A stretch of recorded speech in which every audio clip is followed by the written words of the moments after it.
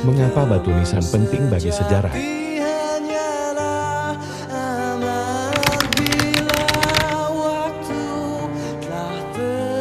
Alasan pertama adalah karena batu nisan merupakan sumber sejarah primer berupa warisan budaya berbentuk benda. Dari data inskripsi batu nisan juga dapat ditemukan informasi mengenai profesi, status sosial ekonomi, tanggal lahir, tanggal meninggal, dan usia saat meninggal. Di beberapa batu nisan juga sering ditemukan tentang siapa dan bagaimana sosok yang bersangkutan semasa hidup.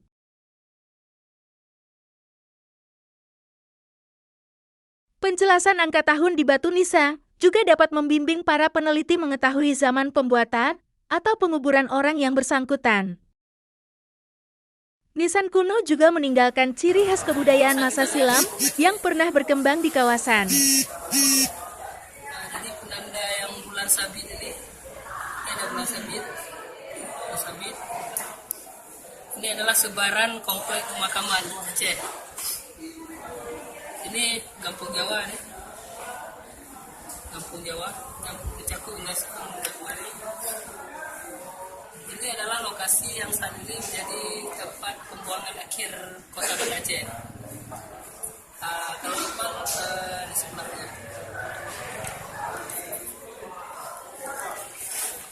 Menggambarkan letak-letak komplek. Tipologi nisan juga dapat menuntun peneliti untuk mengetahui periode zaman orang yang dimakamkan hidup dan wafat.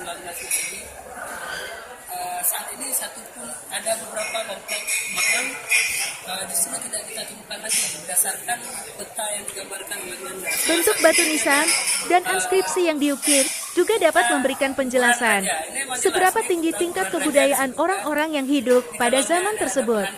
makamnya. Para peneliti dapat mengetahui periode masuknya sebuah kebudayaan ke suatu wilayah dengan bersandar pada batu nisan. Kompleks pemakaman yang ditandai dengan adanya batu nisan juga dapat membuka jejak terselubung wilayah pemukiman penduduk setempat. Riwayat terbakar yang menghubungi makam. Jadi saat ini lokasi kuburan ini berada di Pulau Padang saat ini. Sudah tahu kan mengapa batu nisan itu penting untuk dirawat?